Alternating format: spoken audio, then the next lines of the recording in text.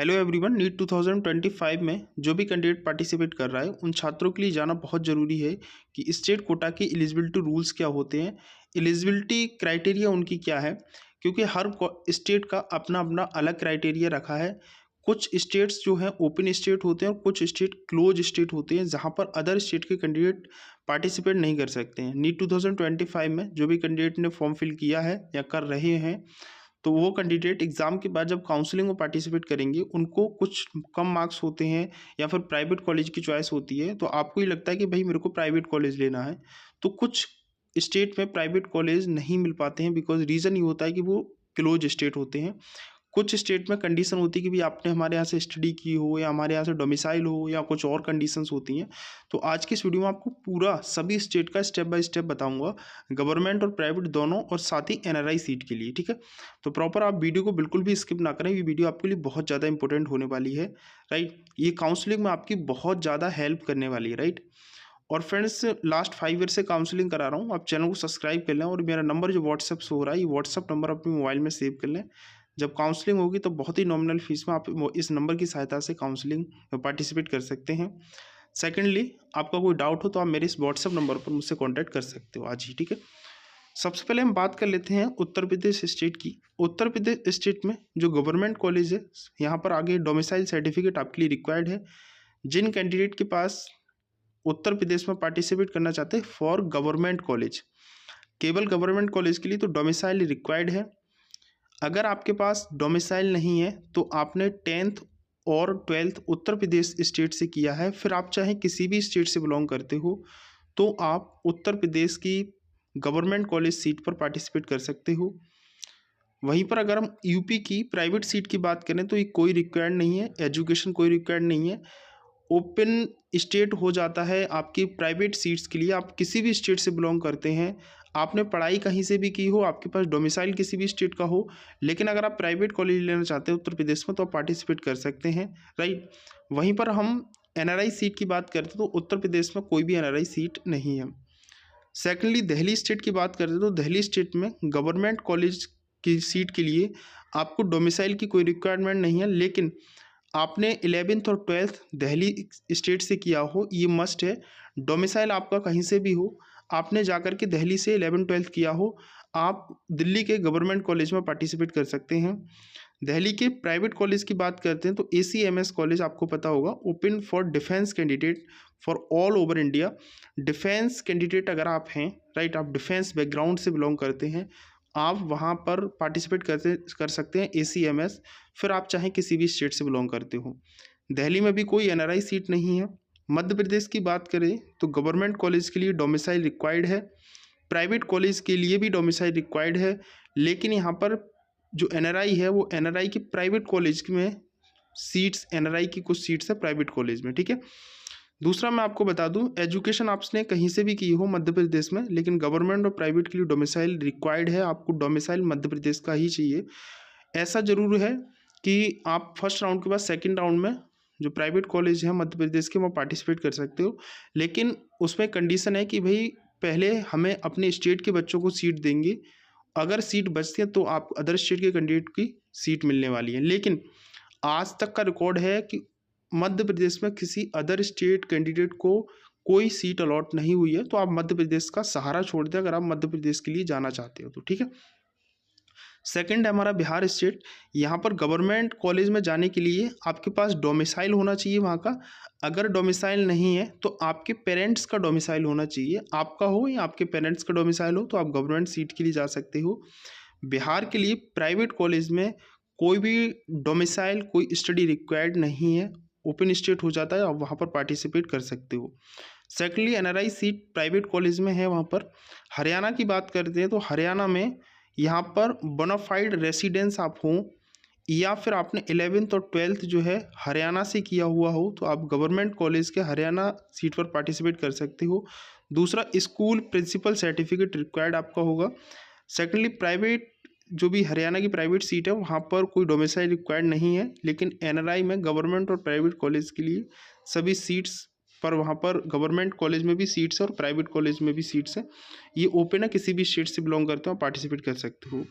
हिमाचल प्रदेश की बात करते हो तो हिमाचल प्रदेश में गवर्नमेंट सीट के लिए बोनाफाइड हिमाचली होना चाहिए या फिर children of the bonafide Himachali होना चाहिए, आप पार्टिसिपेट कर सकते हो। और स्टडी के लिए कोई बाउंडेशन नहीं है, प्राइवेट कॉलेज में कहीं से भी बिलोंग करते हो, किसी भी स्टेट से हिमाचल में पार्टिसिपेट कर सकते हो।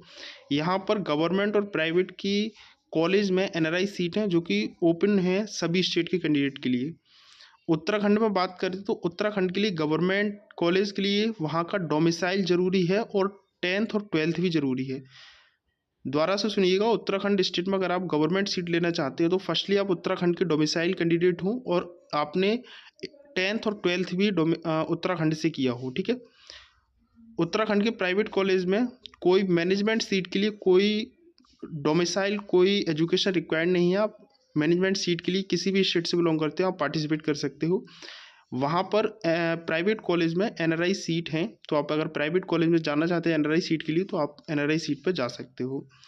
पंजाब स्टेट की बात करें तो परमानेंट रेसिडेंट या फिर बर्थ प्लेस आपका पंजाब होना चाहिए, राइट। वही कंडीशन प्राइवेट कॉलेज में है, तो प्राइवेट के पंजाब में अगर आप जाना चाहते हो तो परमानेंट रेसिडेंस और बर्थ प्लेस आपका वहीं होना चाहिए, या फिर आपने 11th और 12th जो है पंजाब से किया हुआ हो। एनआरआई सीट की बात करें तो पंजाब में तो गवर्नमेंट और प्राइवेट कॉलेज में एनआरआई सीट्स हैं, दोनों कॉलेज में ओपन है फॉर एनआरआई स्टूडेंट्स या पेरेंट ओनली। पंजाब में एनआरआई सीट वही कैंडिडेट ले सकता है, चाहे गवर्नमेंट में चाहे प्राइवेट में, जो एनआरआई स्टूडेंट हो या फिर उनके पेरेंट्स एनआरआई कैंडिडेट होनी चाहिए, तभी आप वहाँ पर पंजाब में एनआरआई सीट पर एडमिशन ले सकते हो। राजस्थान की बात करते हैं तो राजस्थान के गवर्नमेंट कॉलेज के लिए बोनाफाइड रेसिडेंट आपके पास होनी चाहिए या फिर 5 ईयर का स्टडी आपने की हो with parents 10 year resident in state, आपके पेरेंट्स 10 साल से राजस्थान स्टेट में रह रहे हों, ठीक है। राजस्थान के प्राइवेट सीट के लिए आपको कोई डोमिसाइल की रिक्वायरमेंट नहीं है, कोई एजुकेशन रिक्वायरमेंट नहीं है, फिर ये ओपन हो जाता है। यहाँ पर गवर्नमेंट और प्राइवेट दोनों के लिए एनआरआई सीट अवेलेबल है, जहाँ पर किसी भी स्टेट के कैंडिडेट आकर एनआरआई सीट पर एडमिशन ले सकते हैं क्योंकि ओपन फॉर ऑल है। महाराष्ट्र स्टेट में डोमिसाइल रिक्वायर्ड है और 10th और 12th दोनों रिक्वायर्ड है। मतलब महाराष्ट्र के गवर्नमेंट और प्राइवेट सीट पर अगर आप एडमिशन लेना चाहते हो तो यहाँ पर आपको डोमिसाइल के साथ साथ आपको 10th और 12th भी महाराष्ट्र से किया हुआ है। मतलब आपने 10th 12th कहीं बाहर से किया है तो आप एलिजिबल नहीं है, डोमिसाइल आपका कहीं बाहर का है तो आप एलिजिबल नहीं है, राइट। केवल डोमिसाइल है आपके पास 11th 12th कहीं और से है तो भी आप महाराष्ट्र के लिए एलिजिबल नहीं है। गवर्नमेंट और प्राइवेट महाराष्ट्र में जाने के लिए आपको डोमिसाइल और 10th 12th दोनों ही महाराष्ट्र की होनी चाहिए। प्राइवेट कॉलेज में एनआरआई सीट है जहाँ पर आप एडमिशन भी ले सकते हो जो कैंडिडेट इंटरेस्टेड है। गुजरात स्टेट की बात करें तो गवर्नमेंट कॉलेज में गुजरात में एडमिशन लेने के लिए गवर्नमेंट सीट पर बर्थ प्लेस आपका गुजरात का होना चाहिए या फिर डोमिसाइल आपका गुजरात का होना चाहिए। दूसरा, गुजरात में डोमिसाइल के साथ साथ आपका 11th और 12th गुजरात का होना चाहिए, accept earlier 2017 10th outside Gujarat, ठीक है। गुजरात के प्राइवेट कॉलेज में भी आपका डोमिसाइल गुजरात का होना चाहिए, सेम कंडीशन है। और दूसरा 10th और 12th आपको गुजरात होना चाहिए, ठीक है। यहाँ पर गवर्नमेंट प्राइवेट कॉलेज में एनआरआई सीट अवेलेबल है और जो GMERS जो है वहाँ पर केवल ओनली ओपन फॉर ऑल के लिए सीट्स है एनआरआई की। जम्मू एंड कश्मीर में आपके पास लद्दाख का या जम्मू कश्मीर का डोमिसाइल होना चाहिए, गवर्नमेंट और प्राइवेट दोनों केस में। यहाँ पर केवल प्राइवेट कॉलेज में एनआरआई सीट अवेलेबल है। कर्नाटक स्टेट में गवर्नमेंट सीट पर जाने के लिए आपको 10th और 12th कर्नाटक से किया हुआ होना चाहिए एंड 7 ईयर से स्टडी आपने कर्नाटक में की हो। गवर्नमेंट सीट पर 10th 12th आपका कर्नाटक से होना चाहिए और 7 साल से आप स्टडी कर्नाटक स्टेट में की हुई होनी चाहिए। दूसरा, अगर आपके पास ये एलिजिबिलिटी नहीं है तो कर्नाटक में से आपने 10th 12th किया हो या फिर आपके जो पेरेंट्स हैं वो स्टडी 7 ईयर इन कर्नाटक में उनका होना चाहिए। तो दोनों कंडीशन में कोई एक कंडीशन है, आप कर्नाटक गवर्नमेंट सीट के लिए पार्टिसिपेट कर सकते हो। प्राइवेट कॉलेज में कोई बाउंडेशन नहीं है, प्राइवेट कॉलेज में आप अदर स्टेट के लिए कैंडिडेट हैं तो आप अदर स्टेट से कर्नाटक में प्राइवेट सीट पर एडमिशन ले सकते हो। यहाँ पर प्राइवेट कॉलेज में एनआरआई सीट अवेलेबल है, आप किसी भी स्टेट से बिलोंग करते हैं पार्टिसिपेट कर सकते हैं। आंध्र प्रदेश की बात करते हो तो 7 ईयर का रेसिडेंस आपका होना चाहिए गवर्नमेंट कॉलेज के लिए, या फिर आपने 7 साल आंध्र प्रदेश में पढ़ाई की हुई होनी चाहिए, ठीक है। प्राइवेट कॉलेज में कोई रिक्वायर्ड डोमिसाइल, कोई स्टडी डोमिसाइल वगैरह कुछ रिक्वायर्ड नहीं है। यहाँ पर प्राइवेट कॉलेज में आप एडमिशन ले सकते हो एनआरआई सीट के लिए, अगर आप एनआरआई में इंटरेस्टेड हैं, एनआरआई में लेना चाहते हैं। दूसरा जो न्यू गवर्नमेंट कॉलेज आए हैं, आई थिंक 2023 में एक SFI स्कीम आई थी आंध्र प्रदेश में। SFI स्कीम के तहत 2023 में कुछ कॉलेज, नए कॉलेज ओपन किए गए थे। उसके अंतर्गत जितने भी कॉलेज आए थे SFI स्कीम के अंतर्गत 2023 में न्यू कॉलेज, उनमें सभी में एनआरआई सीट अवेलेबल है और प्राइवेट कॉलेज में है, तो आंध्र प्रदेश में आप ले सकते हो, ओपन है ऑल स्टेट के लिए, ठीक है। तीसरा आपका तेलंगाना में गवर्नमेंट कॉलेज के लिए आपको 4 साल का तेलंगाना रेसिडेंस आपके पास होनी चाहिए, या फिर आपने 4 साल तेलंगाना में अपनी स्टडी कंप्लीट की हुई होनी चाहिए with qualifying examination. Private college के लिए कोई भी बाउंडेशन नहीं है, ओपन फॉर ऑल है। यहाँ पर एनआरआई सीट प्राइवेट कॉलेज में अवेलेबल है। तमिलनाडु में गवर्नमेंट सीट्स के लिए native of Tamil Nadu, right, native of certificate required है, या फिर आपने 6 से लेकर के 12 तक तमिलनाडु में स्टडी किए हो और आपका bonafide certificate from school principal से रिक्वायर्ड होगा, जो कि आपके प्रिंसिपल से देना पड़ेगा आपको। प्राइवेट कॉलेज के लिए कोई सीट, कोई एजुकेशन रिक्वायर्ड नहीं है, कोई डोमिसाइल रिक्वायर्ड नहीं है। प्राइवेट कॉलेज पर आप पार्टिसिपेट कर सकते हो, अदर स्टेट के कैंडिडेट भी, और इसमें एनआरआई सीट अवेलेबल है प्राइवेट कॉलेज में केवल, जो कि ओपन फॉर ऑल है, ठीक है। तो ये सारा कुछ है, मैं इसको अपने टेलीग्राम पर शेयर कर दूंगा, लिंक डिस्क्रिप्शन में आप ज्वाइन कर लीजिएगा। बाकी काउंसलिंग के लिए आप ऐसे ही प्रॉपर अपडेट्स, नोट्स, सारा कुछ आपको मिलता रहेगा। तो जो कैंडिडेट मेरी पार्टिसिपेट करना चाहता है काउंसलिंग में, तो मेरा नंबर आपको स्क्रीन पर नीचे शो हो रहा होगा, इस नंबर को आप अपने मोबाइल में सेव कर लें। काउंसलिंग के दौरान बहुत ही नॉमिनल फीस में आपको 5,000, 4,000, 3,000 किसी को देने की आवश्यकता नहीं है। 10,000, 20,000 आपको बहुत ही नॉमिनल फीस में, जो आप 1-1 लाख रुपए देकर काउंसलिंग कराते हो, वो मैं आपको बहुत ही नॉमिनल फीस में, ठीक है, 1,500-2 हज़ार रुपये में ही आपको पूरी काउंसलिंग कंडक्ट करवा दूंगा, राइट, चाहे वो गवर्नमेंट हो चाहे प्राइवेट हो, ठीक है। तो ये हमारा हो गया। नेक्स्ट हमारा आता है आसाम स्टेट। आसाम स्टेट की बात करते हैं तो जो कैंडिडेट गवर्नमेंट कॉलेज में पढ़ जाना चाहते हैं आसाम में, उनके लिए PRC मतलब परमानेंट रेसिडेंस सर्टिफिकेट आपके पास होनी चाहिए ऑफ स्टूडेंट या पेरेंट्स ऑफ 20 ईयर्स रेसिडेंट। या तो कैंडिडेट वहाँ पर 20 साल से रह रहा हो या पेरेंट्स 20 साल से रह रहे हो, PRC सर्टिफिकेट होता है। और दूसरा, आसाम में आपने स्टडी की होनी चाहिए। तो दोनों कंडीशन आपकी मैच कर रही हो तभी आप आसाम की गवर्नमेंट सीट पर जा सकते हो। प्राइवेट के लिए कोई भी रिक्वायर्ड मतलब प्राइवेट सीट ही नहीं है यहाँ पर, ठीक है, और कोई भी एनआरआई सीट भी अवेलेबल नहीं है यहाँ पर। वेस्ट बंगाल की बात करते हैं तो वेस्ट बंगाल में गवर्नमेंट सीट के लिए आपने 10 साल का रेसिडेंस के साथ साथ आपने 10th 12th आपने वेस्ट बंगाल से की हुई होनी चाहिए, या फिर आप 10 साल से वेस्ट बंगाल में आपके पेरेंट्स रह रहे हो और कैंडिडेट ने 10th और 12th कंप्लीट किया हो आउटसाइड वेस्ट बंगाल से, तब भी आप इसमें गवर्नमेंट सीट के लिए जा सकते हो। प्राइवेट सीट के लिए कोई बाउंडेशन नहीं है, आप किसी भी स्टेट से बिलोंग करते हैं पार्टिसिपेट कर सकते हो। दूसरा, एनआरआई की प्राइवेट कॉलेज में एनआरआई की कुछ सीट्स यहाँ पर अवेलेबल हैं, जो कि ऑल स्टेट के कैंडिडेट पार्टिसिपेट कर सकते हैं एनआरआई सीट पर। गोवा की बात करें तो गोवा में 15 साल से आप रेसिडेंट होनी चाहिए गोवा के अंदर गवर्नमेंट सीट पर जाने के लिए, और गोवा से आपने 12th किया हुआ हो, मतलब दोनों कंडीशन मैच होनी चाहिए। 12th आपका गोवा से हो, दूसरा 15 साल की रेसिडेंस आप वहाँ गोवा से होनी चाहिए, तो आप गवर्नमेंट सीट पर जा सकते हो। प्राइवेट के लिए कोई सीट अवेलेबल नहीं है इसमें। यहाँ पर बताया गया है कि NRI seat with state origin preference, right. Chhattisgarh की बात करें तो डोमिसाइल रिक्वायर्ड है छत्तीसगढ़ में। छत्तीसगढ़ गवर्नमेंट सीट के लिए जाने के लिए छत्तीसगढ़ में आपके पास डोमिसाइल वहाँ का होना चाहिए और छत्तीसगढ़ से ही आपने 12th पास किया हो। दोनों ही कंडीशन आपकी मैच होनी चाहिए तभी आप गवर्नमेंट सीट ले सकते हो छत्तीसगढ़ में। और प्राइवेट सीट अवेलेबल है जो कि किसी भी स्टेट के कैंडिडेट पार्टिसिपेट कर सकते हो, राइट। इसमें एनआरआई सीट है प्राइवेट कॉलेज में। झारखंड की बात करें तो गवर्नमेंट में लोकल और परमानेंट रेसिडेंट सर्टिफिकेट आपका पास होना चाहिए, मतलब झारखंड का डोमिसाइल कैंडिडेट आपके पास होनी चाहिए, राइट।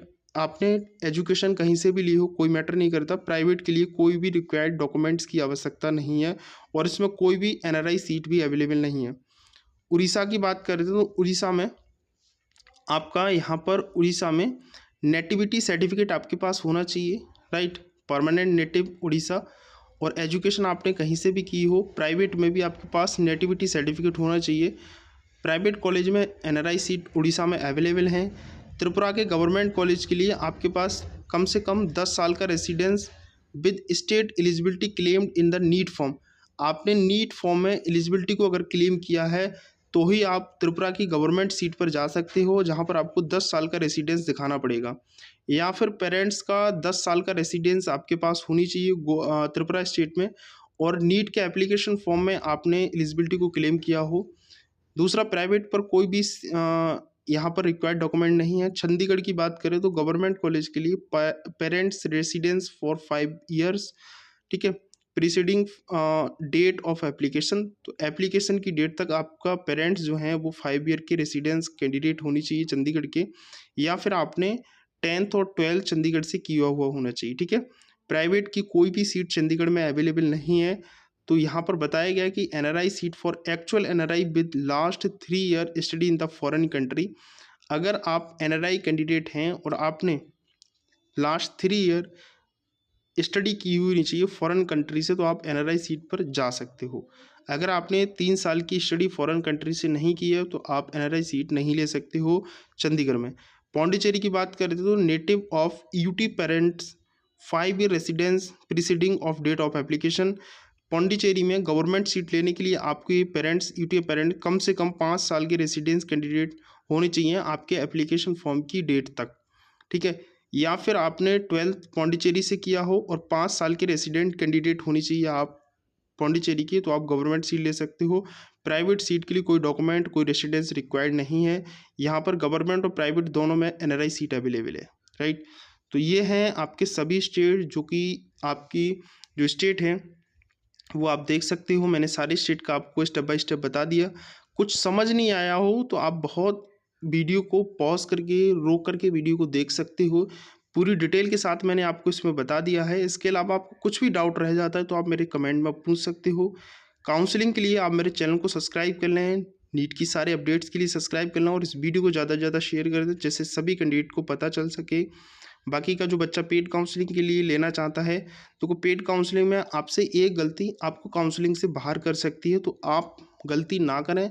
लास्ट ईयर बहुत बच्चों ने गलती की थी, बट मेरे से पूछते रहे, मैं उनको बताता रहा, काउंसलिंग नहीं ली मेरी। अब वो मेरे से कहते हैं सर मैं क्या करूं। भाई मेरे से अगर आपने काउंसलिंग ही नहीं ली है पेड वाली, तो भाई जो चीज़ मैं आपको पेड काउंसलिंग में बता सकता हूँ वो आपको ऐसे नहीं बता सकता, बिकॉज मेरे पास बहुत कैंडिडेट रहते हैं, राइट। तो आप लोग अभी मेरे को फॉलो करते रहें, सारे अपडेट्स आपको वीडियो के माध्यम से मिलते रहेंगे। साथ ही मेरे ग्रुप, मेरे टेलीग्राम चैनल को ज्वाइन कर लें, वहाँ पर भी आपको अपडेट्स मिलते रहेंगे।